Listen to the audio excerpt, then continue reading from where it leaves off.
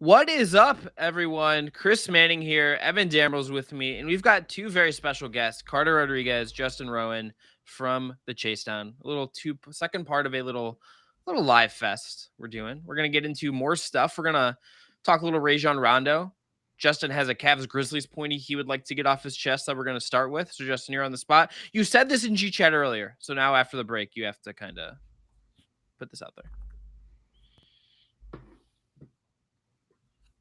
Justin? What? Are you talking? Can you hear him? No. Yeah. Yeah, I thought you said after the break. Well, I was they're waiting supposed for to the be, break. and it's not working because this is the beauty of live. Evan, is the video clip that I'm trying to hit working for you? Because it did not work for me. And Evan viewed it, so we're just gonna go. Justin, you are Locked On Cavs. I'm ready. Your daily Cleveland Cavaliers podcast. Part of the Locked On Podcast Network. Your team every day. Let's go. Tell me. Let's go.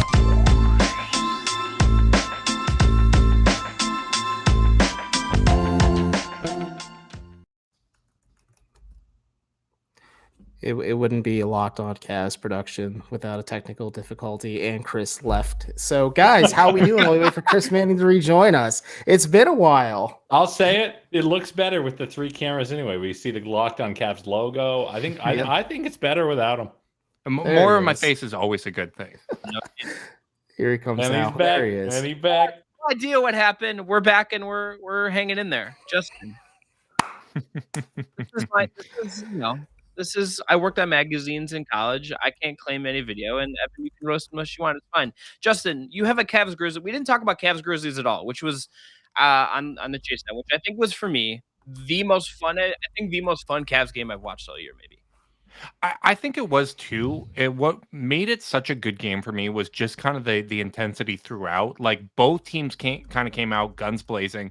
I think these teams recognize one another as up and coming rosters in the NBA. I mean, you look at Memphis's big three or kind of core three of Desmond Bane, John Morant, and Jaren Jackson Jr., average age of 22. Cavs, big three of Garland, Mobley, and Allen, average age of 21. Like, it's rare to see players that young and cores that young go out and win the ways that they do. And for both teams to come out kind of guns blazing, both competing, blow for blow, like the game never really got out of hand. Like it was always within a couple possessions. I really thought it was one of the better games of the year. I wish we got one. I wish we got a game between these teams where both teams were fully healthy and kind of in the swing of things, because obviously the season opener, Cavs hadn't really found their stride yet. Garland gets hurt 3 minutes into that game, and that kind of changes the complexion. But these are two of my favorite teams in the league. And I think obviously the Cavs are at the top of my list, but Memphis might be number 2 for me. Yeah, they're awesome, man.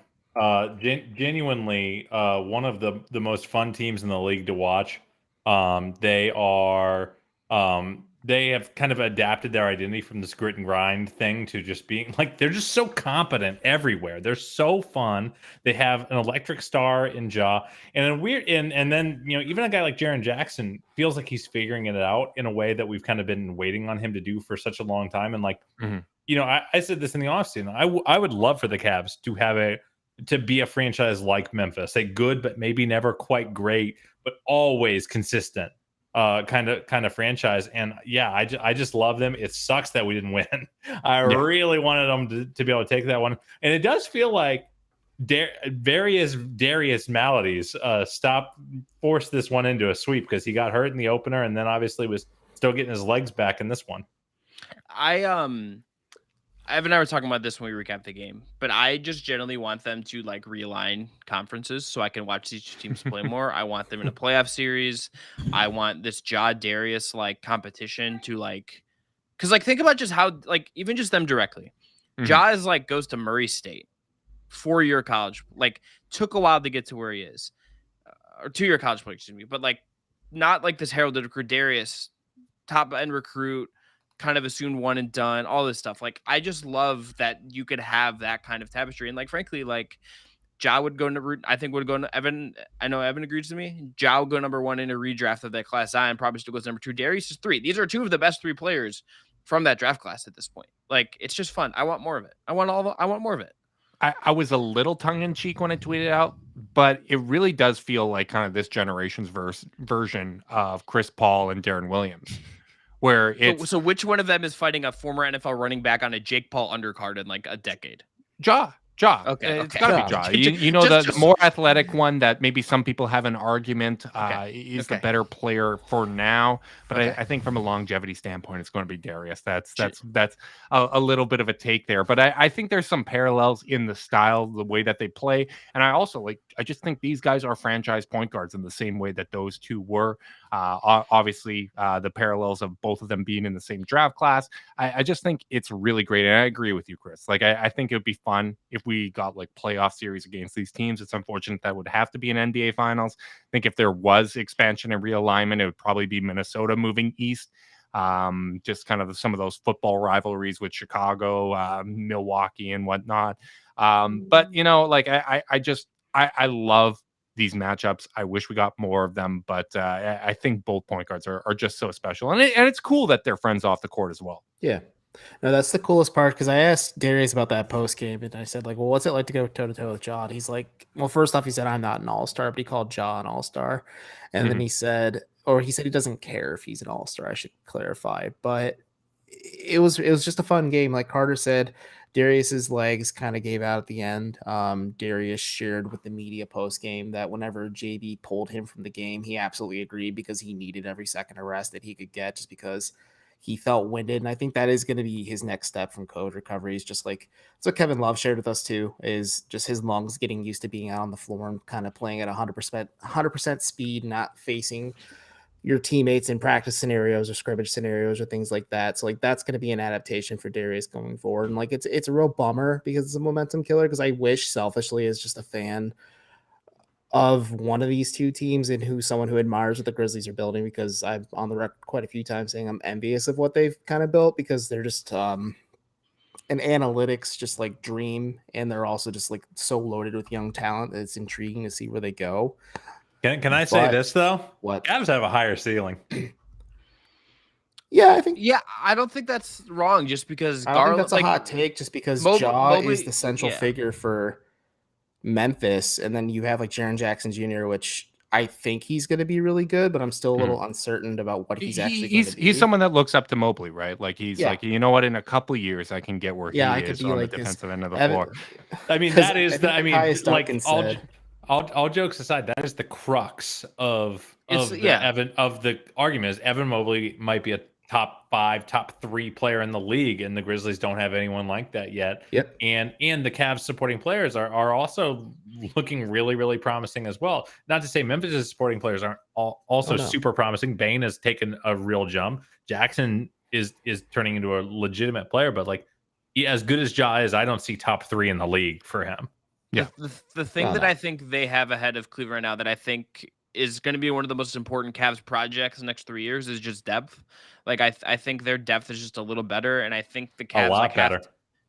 I'm trying to be a tad bit kinder these days, you know, trying to mellow out in my old age. But like I think that's one of the biggest Cavs projects next 3 years is like developing two-way guys, developing G League guys, developing guys that like if they're picking in the 20s, can you like get your version of Desmond Bane? Can you get your version of like a guy that's going to hit for you instead of like it being like a Dylan Windler situation? So you're asking if the Cavs can take advantage of the Celtics not properly managing their assets? Correct. Yeah, absolutely correct. Absolutely correct.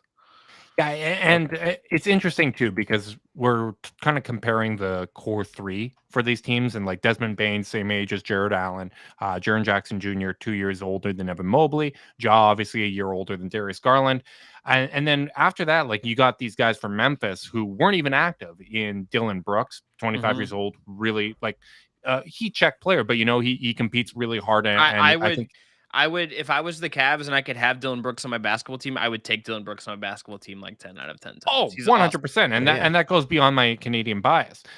You got Kyle Anderson, who, you know, older. I don't know. What's that? You're Canadian? Yeah, you know what? You wouldn't be able to tell with my plaid shirt or and my accent and everything else. But you know, the fact your football game, your weird CFL. God, Justin, it's -12 Fahrenheit. How do you people live up there? Man, check it with the wind chill. It hurts the skin to be outside right now, which is a little bit miserable. But I do think Oh my the goodness! interesting part is minus 34. Everyone send Justin warm thoughts. yeah, minus 34 with the wind chill. It's not fun right now, Evan. But like the Cavs have these other assets in Colin Sexton and Isaac Okoro. And I think that's the real kind of swing pieces, because if one or both of those guys kind of materializes and turns into like a real kind of foundational piece, and both of them they fit in different ways. They both have kind of, in my opinion, relatively high upsides. I think that's kind of the real swing thing, because the Cavs obviously have the player with the highest ceiling in Evan Mobley. You have Darius Garland and John Morant. I think most people would kind of give the nod to Ja right now, but I think that those two are relatively equivalent. Like I think they'll at least be in the same tier. Yeah, the Ja just has the track record of his rookie year, I think, is like the probably advantage, because Darius' rookie year was just, we'll go down, and it's like probably an anomaly in what his career looks like it's going to be. Yep. I mean, when Ja was the same age, he was just, chilling in college. Yeah, who among us? Look at my bias just filling up the screen. I mean, look what it is. All right, after the break, I want you guys to sell us on Rondo, because I would say in ranking how we feel about Rondo, I'm the most pessimistic. I'm like pessimistic. Evan, you say you're kind of in the middle on this? I'm cautiously optimistic just because of his track record with other teams. Okay, and then you guys I think Evan and I are in the same tier, and then Carter's probably the highest on this move. All right, so I want, which is rare. Yeah. I want you guys to sell me on Rajon Rondo. Yeah. I want you guys to sell me on Rajon Rondo after the break. I'm not going to like disappear and like ether myself like last time, but got to tell everyone about our friends at Shopify. Shopify is, I think, one of our favorite sponsors, and they can help you save money. If you're someone who runs an online store, someone who runs an online business of some kind, someone who is just looking to create some infrastructure for your business, Shopify could be a really powerful tool for you and your company. They give entrepreneurs the resources once reserved for big business, so upstarts, startups, and established businesses alike can sell everywhere, synchronize online and in-person sales, and effortlessly stay informed. Scaling your business is just a journey of endless possibility. Look, when this Locked On Cast podcast started like selling ads, we were not getting much, and now we're doing Shopify ads and Built Bar ads and all these other great ads, and like Shopify could help. And look, because success is a million milestones on a forever rolling path, Shopify can help you track that in that way. Shopify powers millions of businesses from first sale to full scale. Check them out today at shopify.com with the promo code LOCKEDONNBA, by the way. All right, Rajon Rondo. Darn right. Got to get those shills. Nailed it.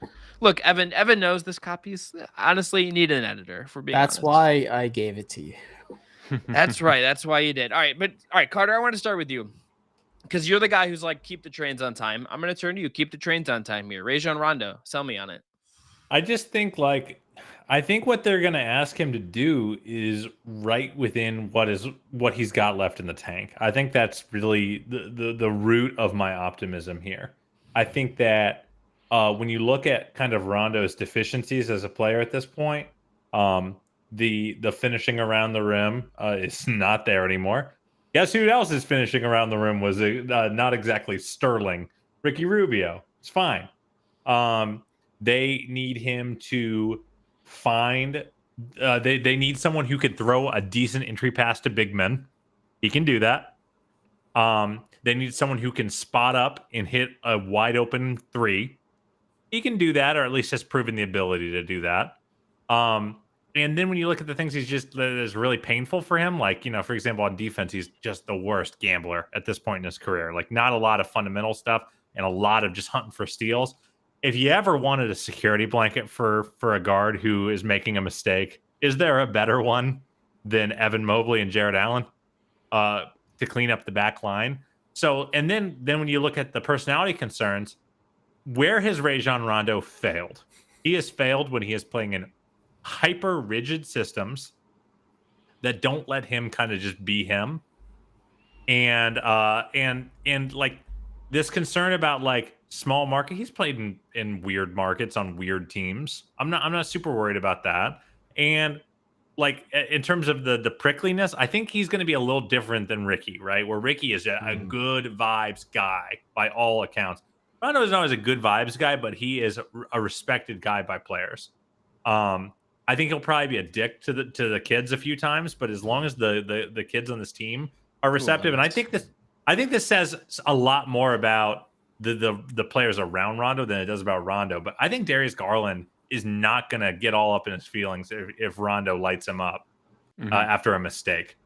And I really trust their ability to kind of like take in what his particular leadership style and not, take it personally. So like, I just feel like he's not going to be the exact same player as Ricky Rubio by any means. Ricky is a chaos engine. He's a push the pace. We should say that I asked this to JB earlier this week, and he was explicit. Like, they're not like, I can't ask him to do the same thing. He kind of didn't even made it seem like they're going to play the same amount of minutes. Like, he's not just going to say, Rondo, have the Rubio. Oh, you missed that part. He's going to play Rondo probably 25 Yeah, minutes. no, that was the end of the question that I asked. That was the end of the question I asked. I was there. I missed. Yeah, he was there. You did when Rondo showed up. I didn't know when you. I had to.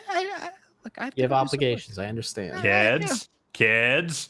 No, but he like if anyone is expecting like Rondo to just come in and like be Rubio, just like in a different jersey, I think you'll be disappointed. Yeah, yeah.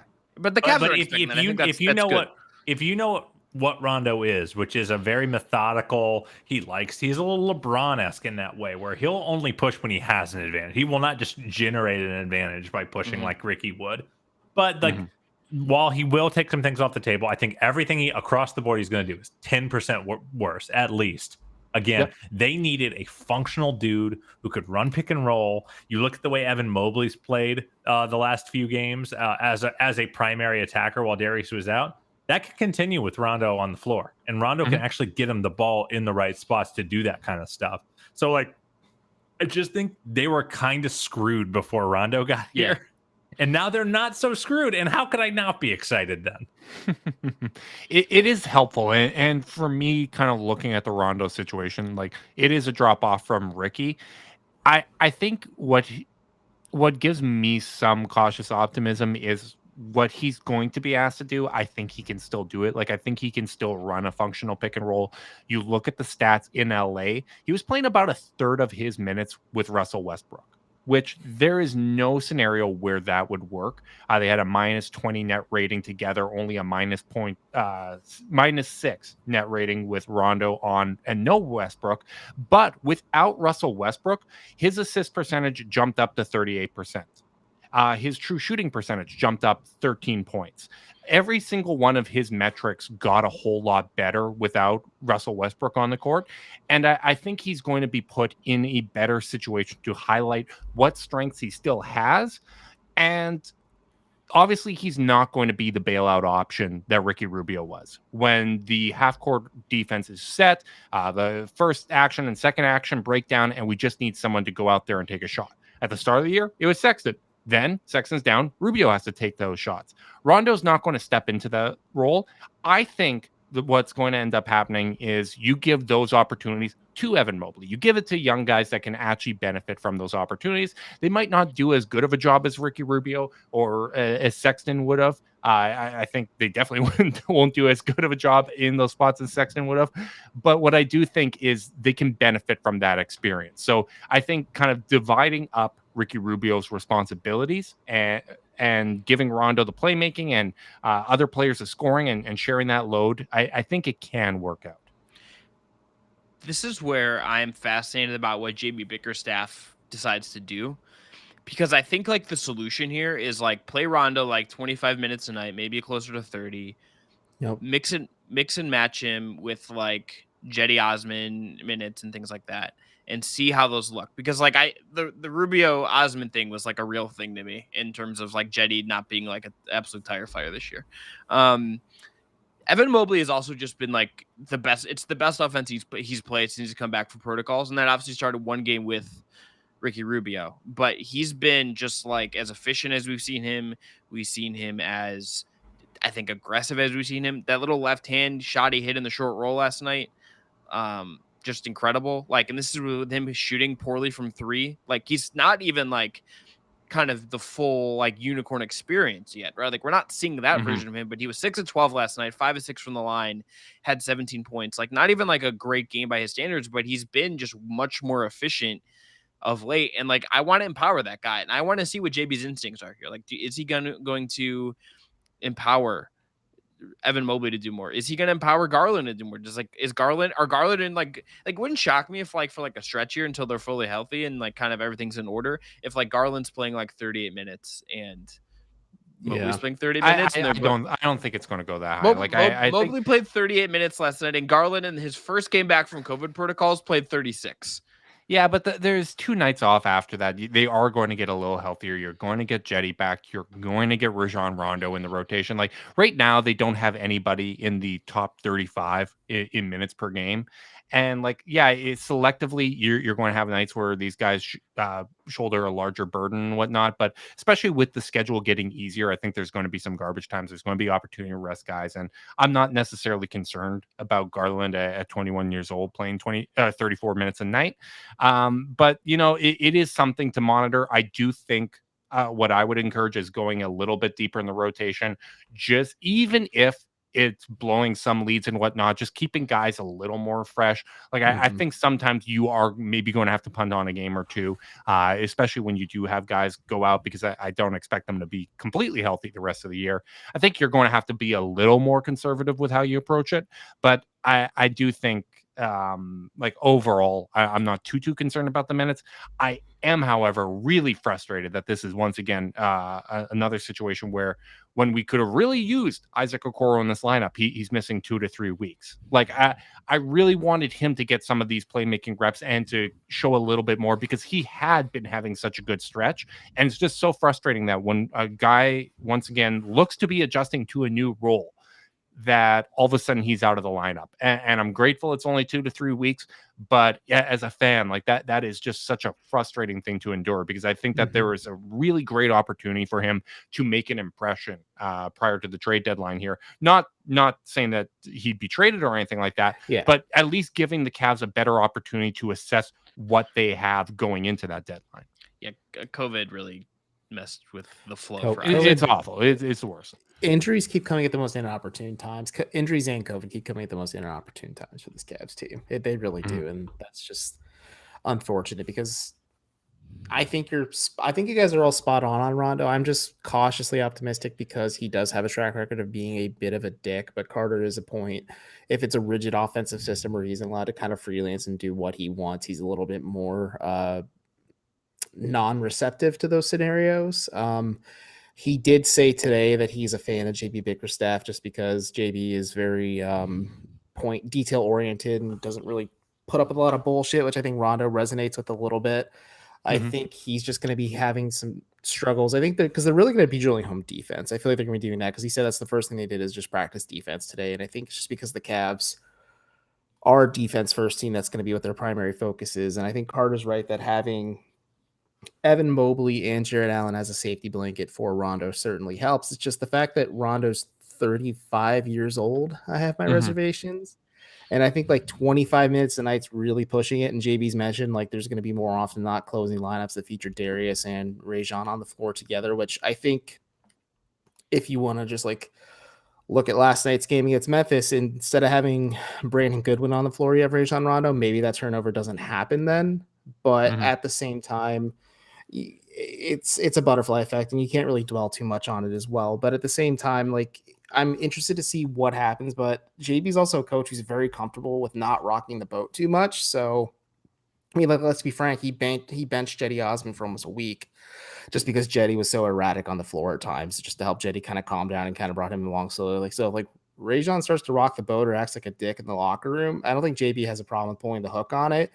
And going back to like Kevin Pangos or even RJ Nembhard, if he really wants to get some squeeze out of that too. And also we talk about trade deadline. Sorry to cut you off, but I think also having a veteran coach like Sidney Lowe that's worked with so many guards and whatnot, like I think there's enough infrastructure in place.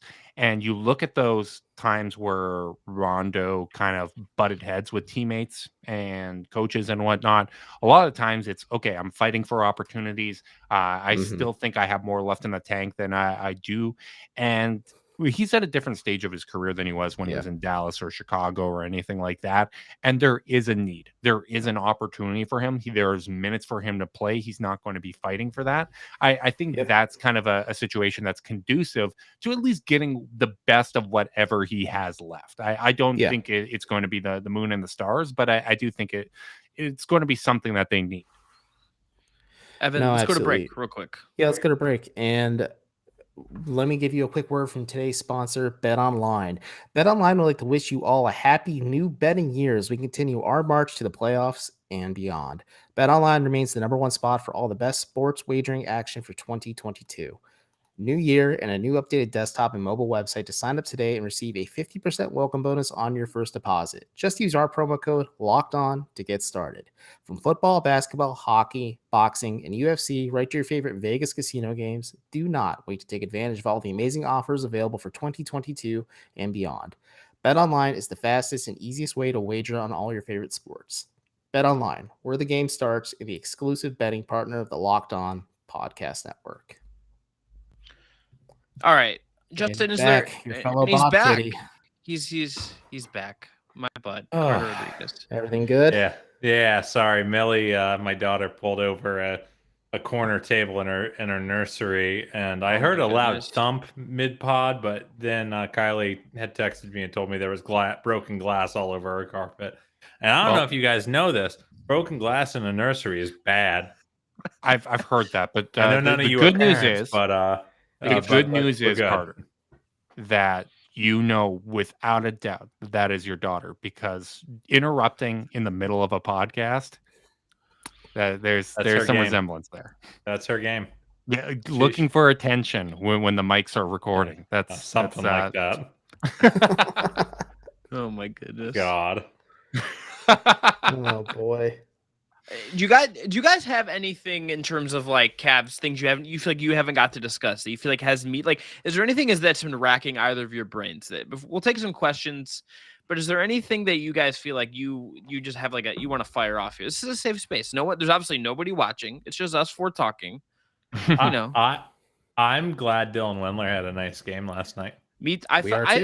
I feel very happy for him anytime like he just gets on the floor and like things just don't go catastrophically. Buddy. Just shoot. Yeah. He took some shots. One of his best finishes I've seen him make got wiped out by him stepping out of bounds. Yes. That was a little unfortunate. Great transition defense that one time. That was really nice to see from him. Speaking my language, that transition defense on Brandon Clark, where I was just like, oh, hell yeah, Dylan Windler. Like you figure. It's just like he's so frustrating because you can see him do the stuff that's like not shooting, and you're like, oh, he knows how to play basketball at like a competent level, and then you're just like, Dylan, just shoot 900 threes. Chris, I'm gonna know Dippy real quick. Of course, he knows how to play basketball at a competent level. He is in the NBA. Look, there's guys so annoying. Oh my god. We know, Evan. Thanks.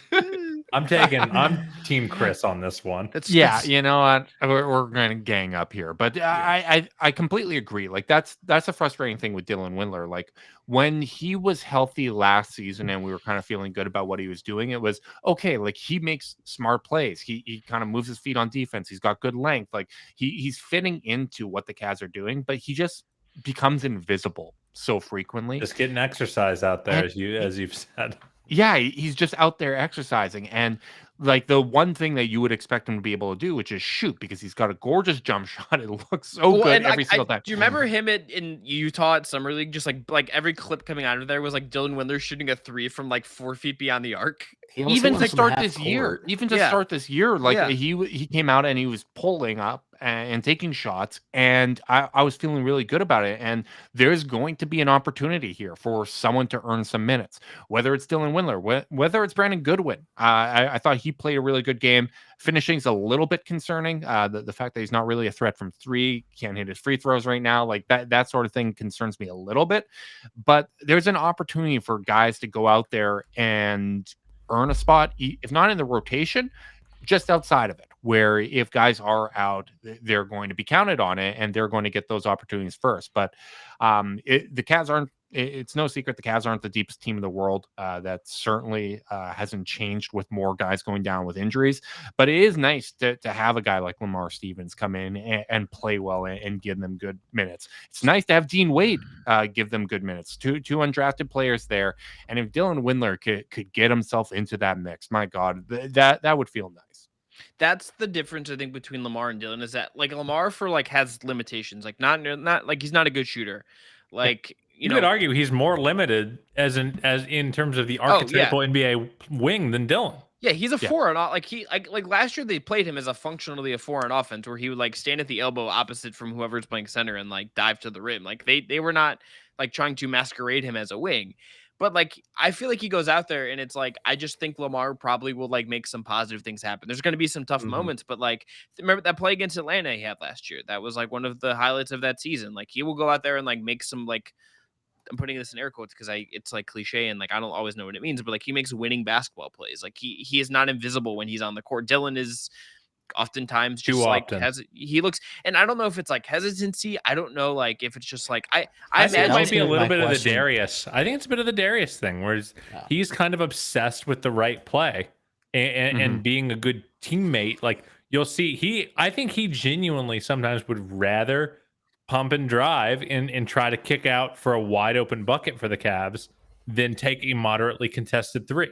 What the Cavs need him to do is take the moderately contested three. He needs a shot caller for every single time he passes up an open three. Nikolai Coster-Waldau, shout out to him. Just be his shot caller. If you guys have seen that, it's great. But what they need him to do is just like, I think they need him to like just be in rhythm because I can't imagine if you're him. You grew up playing AAU. You played 4 years in college where you played a lot of minutes. And then when's the last time he's played regular NBA? He played that stretch, last year where he played like some regular NBA basketball? Yeah. And then like the couple games. And a couple games in the G League. And now it's just like there's no rhythm anymore. Like Isaac has talked about that in terms of like his offensive role, right? Like he's like, I'm used to having the ball in my hands. I'm used to like being sort of more centralized. And like I think every guy goes through this. It's like one of the things that like I just remember Channing Frye saying over and over and over again when him and Richard were here was like, it's knowing your role. That's how you succeed in this league. That's how you stick around for a long time. Dylan, I think that was part of Jetty's issues last year. He didn't have a consistent role, and he was coming off the bench for the first time. Really, Jetty Osmond saying we need to play like the Utah Jazz I was just like, yeah, he has no idea what kind of team he's on right now. He has absolutely no idea what team he's on. Because he knows he's Joe Ingles. He knows that. Turkish. That's what he had in his heart and mind. Yeah. I just wonder if Dylan is just so out of rhythm that it's just like, I don't know how to fix that. I don't know if there's like a good way to fix that. You know what I mean? Like, is it just you play? Like, should you just play him like 10 minutes a game? Should you like I loved him in the G League. I loved him getting minutes in the G League.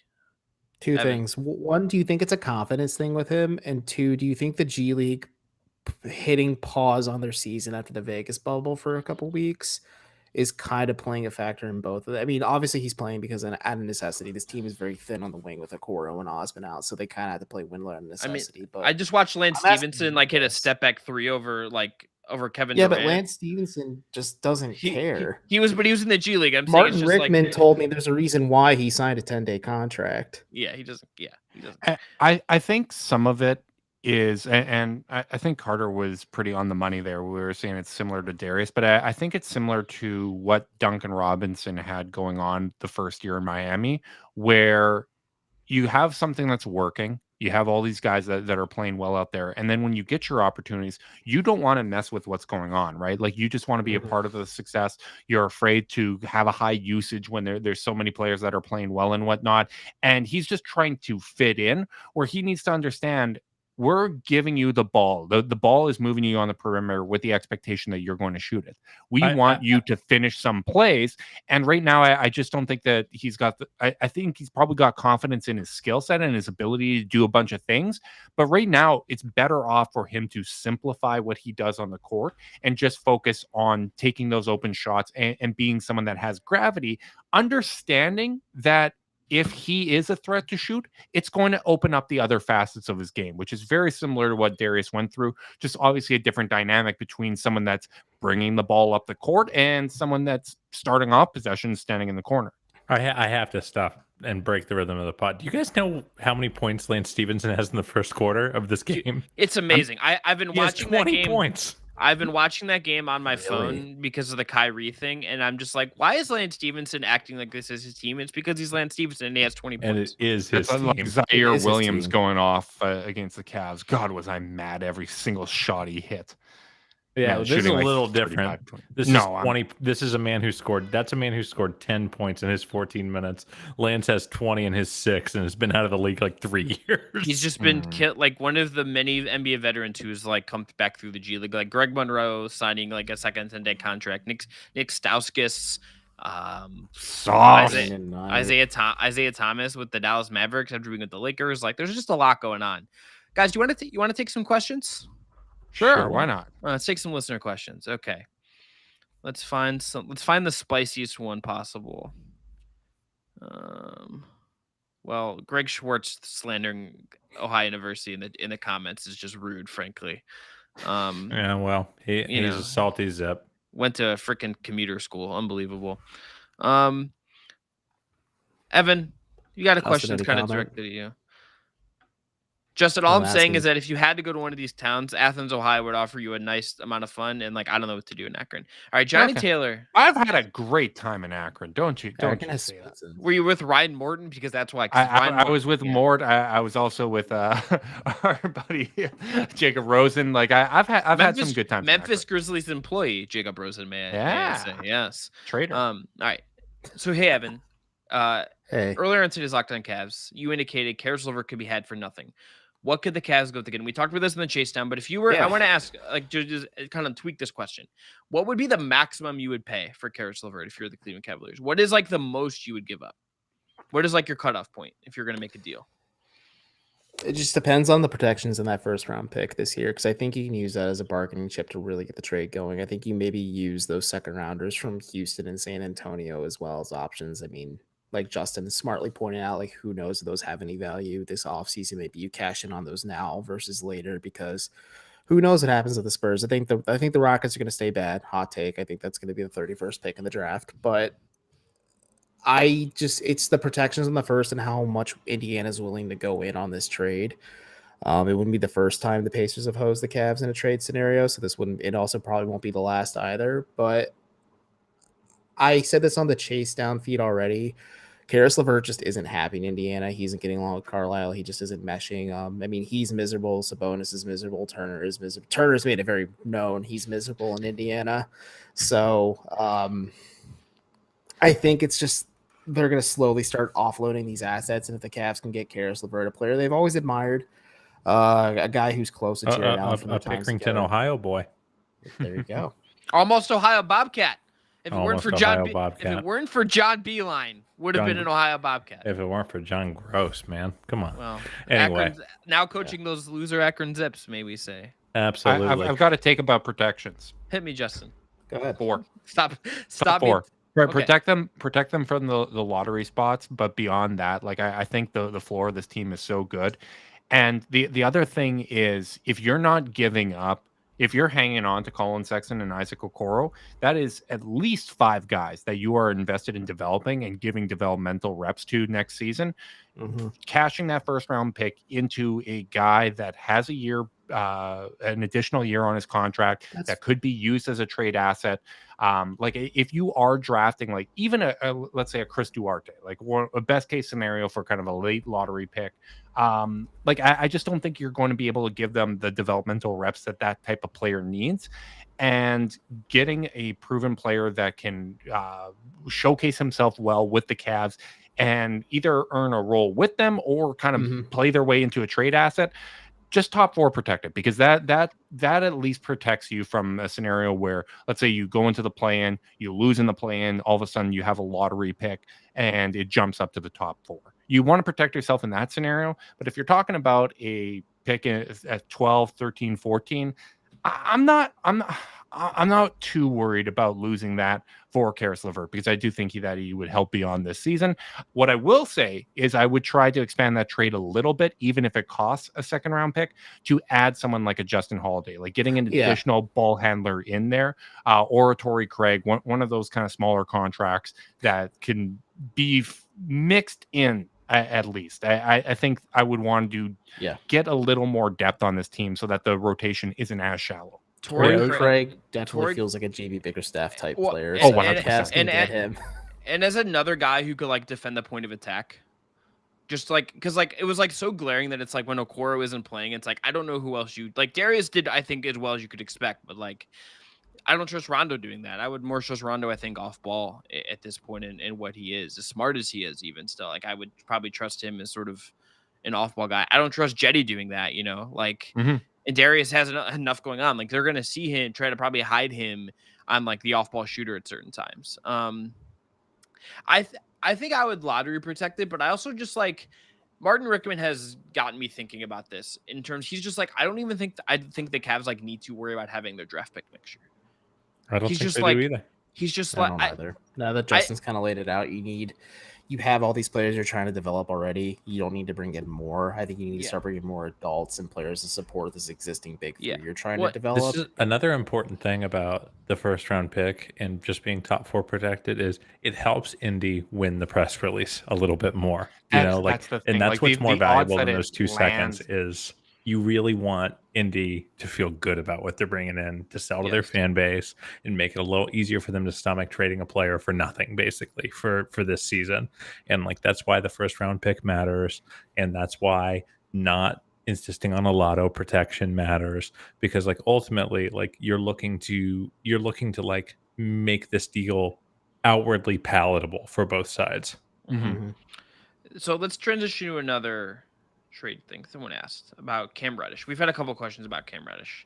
What about Reddish? Everyone likes LeVert more. Stefan asked in the chat. I think I like LeVert more. I do. And I also think if we're talking about like Atlanta might like, I don't know if you guys saw those Travis Schlenk comments from earlier this week where he's basically like, we might like be making some kind of hinted at them making trades and we can't keep everyone. He's a guy that like, I think you can get. I think that's pretty clear. He's also extension eligible. He's 22 though. LeVert is 27. That's got to mean something. No, it does. And it's like, because like Jared Allen is like the old guy of this like young core right now, and he's 23 freaking years old. You know what I mean? Here's my thing on LeVert is proven. LeVert's proven, I think. Much more so, yeah. LeVert also has a set contract. You have to pay Cam Reddish this offseason.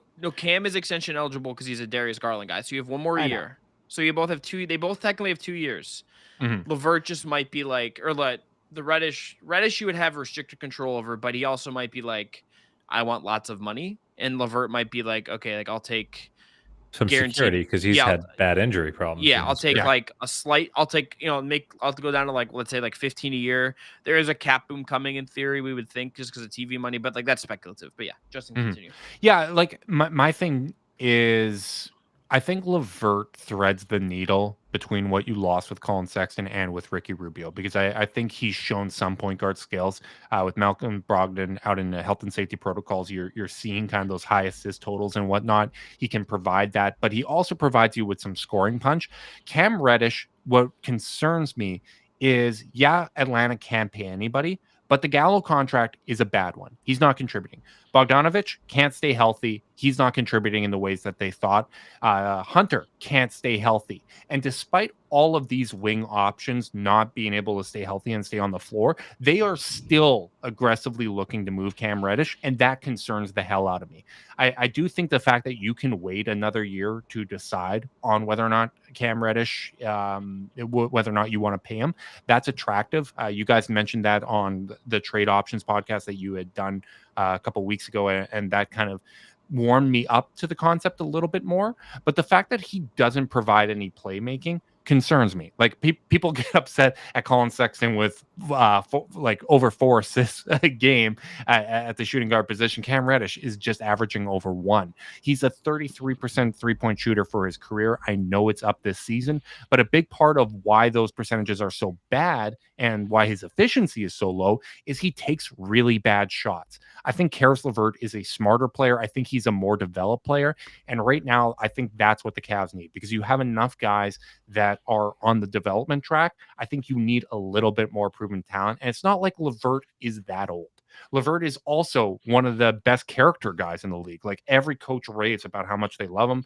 He's got a relationship with Jared Allen. They're close friends. Like I just think the fit is so smooth. He threads the needles of guys you lost, and there's just fewer questions. Like especially if you can find a way to get a Justin Holiday or Torrey Craig in that deal as well. Like that's just such a more attractive option. I also think you probably got to give up a little more to go get a guy like Radish. I think his price tag is going to be higher because of the drama around Indy and around, with LeVert's kind of health issues he's had in his career. We should not understate. This guy has been banged up.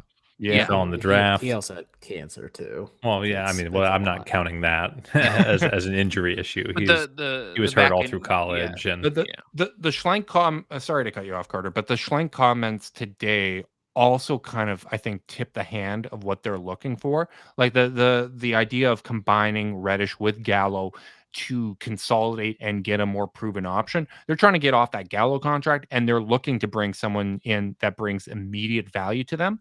And I don't think the Cavs really have anyone that fits that bill that they'd be willing to give up this season. Like Ricky Rubio out, Sexton out. I don't think Okoro fits that bill. I just don't. Lauri Markkanen doesn't fit that bill. Like I don't think that there is a natural match. The only person who two. Fits that bill is Kevin Love, and I don't really want to trade him. And I don't think that they'd want to trade for him either. Like you already invested so much in John Collins at the power forward position. You got Clint Capella, you got Onyeka Okongwu. Like I just don't. You'd be paying Kevin Love more money next year, I think, than Gallo is due next year. I think Gallo only has like $5 million guaranteed on his deal next year. Kevin Love has like $28 million guaranteed. The big difference is Kevin Love's good at basketball, but still, like I also would like just want to like hear. I want to like just for 10 minutes, just hear like Rajon Rondo and Kevin Love like talk. I don't care what it's about. I just want to hear it. You know what I mean? Like I just want to hear them like dialogue back and forth for a few. I made this point on our Monday podcast on the Chase Down, but I kind of like the fact that Rondo brings the Cavs like a little bit of attitude, like a little bit of a dick, someone that's willing to throw a punch on the court. I think they're missing that. It's an old school take, but I love that he's a dick. Who's most likely to try to challenge him in Connect 4? Connect 4? Do you know he's a big Connect 4 head? This is like a Rondo. Jared Allen. Famous Jared Allen. I'm going to go Jared Allen. Yeah, he's a very cerebral guy. I'm going to go Jared Allen. I would. He's a I'm gamer. Just saying, I would like. Shame. I would like to the watch Cavs don't play the Suns again because I'd like to watch Rondo throw down a CP3 in a Cavs uniform. Hey, there's still the NBA Finals, Evan. Okay. That's true. Okay. That's Evan. true. Evan, do you want to pick one more question, then we'll exit out of here? Skating through. Actually, I saw a good one. I can't pull it out, but how do you guys feel about the Cavs being bumped to NBA TV? Granted, it's for Clay's return to the court, but they're on national TV, technically speaking, this weekend.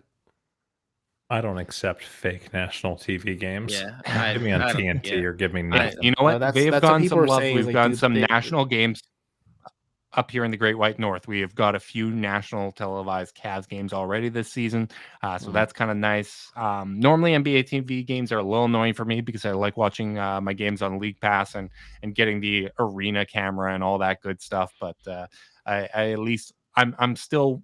I'm one of those idiots that both has cable as well as every subscription package, and I can't afford it, but that's just the way I go because I want live sports and I don't want to deal with streaming lags and all that crap. So you know what? It's nice to see them get a little bit of shine, and hopefully they can ruin Clay's return the same way they ruined Paul Pierce's jersey retirement. That'd be a lot of fun.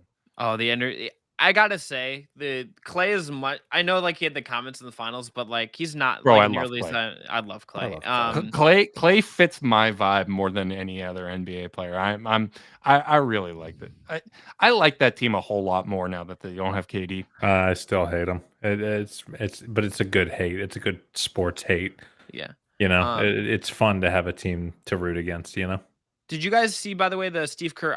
We'll just end on this. Did you guys hear see the Steve Kerr comments on take fouls today? No. Basically said he wants the FIBA rule where it's like if you do a take foul in the open court, it's a technical, and I want that. I want that right now. I want some jail time, but yeah, I'll settle for a technical. I think JaVale McGee for prison. Excuse me, Cavs legend JaVale McGee, sir. The noted crypto enthusiast JaVale McGee. It's not a conversation. Never It's have such I such been an obvious so one. upset at one player that I love so much as I was at JaVale McGee nodding his head on the bench after he took that take foul. Yeah. I'm like, JaVale, I absolutely adore you, but in Yeah. this moment, I am very upset. I take fouls are my least favorite part of current basketball. They drive me absolutely. They drive me insane. Not even a conversation. This is just an easy yes. Do that. Fix it, please. I don't know why they would haven't even done it. Is the thing. I I don't don't have know, a good. man. I don't have a good reason. I don't know, man. Maybe just trying not to do too much too fast, but fix it. Sucks. Guys, any final taker you want to get off here? Any final Cavs thoughts? Anything we didn't talk about you want to throw out into the wilderness to get yelled at? I have my last thing that I need to get off my chest. Please do. Go for it, Phil. How dare you, Chris, say that you're glad the Cavs don't play on Christmas anymore? I've been harboring this one for a month. Cavs observer Chris Manning. Look, let's tag team this guy. I hate super exciting high stakes basketball with the national eye. I like a day I love my off. family. I want to spend time with them. Exactly. I want a day off. That's the day I spend with my in-laws. I don't want to have to explain why I'm blogging on my telephone. Also, frankly, if we're gonna be completely transparent about this, someone pay me much more money and I will work on Christmas. Just someone throw me lots of money and some nice healthcare, and I'll gladly work on Christmas. I don't know what to make pay me enough. Love of the game, Chris. Come on. Love of the game, Chris. You know what? I really want, while we're on the Christmas subject, I want the Christmas script jerseys back. Like it's that Cavs one, I regret not buying that. It's to the this best. day. Yeah, it is a very good Cavs jersey, and Nike has dropped the ball since they got the jerseys. It is utterly, it's very bad. If the Cavs playing on Christmas meant we would get good jerseys like that, what would your take be, Chris? I'm much more into it. I think they should make more things just spectacles, if we're being honest. Just make things it's easy. I'm here for it. Yeah. In-season tournament, whatever it is. Let's get some spectacles, baby. The in-season tournament is going to be such I'm sort of accepting of it because as you're a soccer guy. You should know the integrated schedule. Right? If that's the way they do it, I'm fine with it. Yeah, give me if you the moment that some team randomly wins that doesn't normally win anything. The year the Kings win it, Kings fans are going to be the in-season tournament's the greatest thing of all time. And then no one's going to care. That's what's going to happen. Tristan Thompson will have another child, not parented with Khloe Kardashian to celebrate. Wow. And on that note. Yeah, on that note, on the last pod, Evan disparaged Colin Sexton. On this note, he did this. I don't even know what to say. Evan, I maintain the stance they retired 13, so it's not all hate. It's true. Justin, Carter kind of went at me. So do you have any final things before we go? No, I'm too rattled. Do you have any, this is a lot of Canadians getting attacked for one podcast. So hey, congrats to your Jets, though. What do they do now? Not your Jets, shit, the Bombers. There you go. Back to back, baby. Oh boy, things are going great here. Anyone, thanks for joining this long Locked On Cavs live. Thanks for coming over if you were on the Chase Down feed as well. We'll all be doing more podcasts. The Cavs are back heading into a little West Coast road trip that sure will be tricky for them, but we'll see how it goes. Sunday, as Evan alluded to, is now on national TV. The likely return of Klay Thompson. Quite unfortunate for the Cavs that Isaac Okoro can't chase him around and try to put him in a personal Okoro prison cell for however long Klay's going to play in that game. But alas, that should be fun. Evan, take us out. Thank you again for everybody making us your first listen of the day. If you need a second listen, go check out the guys at the Chase Down Pod. They're doing it 2 days a week. Sometimes it depends too. Twice a week. I don't know. Sometimes I don't know. The holidays have really just messed up everything for me right now. So time is just relative at this point. But yeah, again, make them your second listen. If you need a third listen, check out Locked On Bets, Locked On Browns, Locked On Guardians. Locked On Browns is going to be a doozy after this Mary Kay story about Baker Mayfield hating the offense under Kevin Stefanski. But thanks again for making us your first listen. And make sure to give us a subscribe on YouTube if you can. And until next time, Chris and I will be back. That's it. I don't know. Can't believe that the Browns are the third least competent football team. Justin likes a champion. Carter has the freaking Mike McCarthy, Dan Quinn Cowboys just rolling, and the Cleveland Browns are just. Is the podcast still on? Cincinnati Bearcat legend Zach Collaros would cut off my winning hand multiple for Joe Burrow. championships up here in Winnipeg. Shout out to him. This is bonus content. This isn't going on the audio version.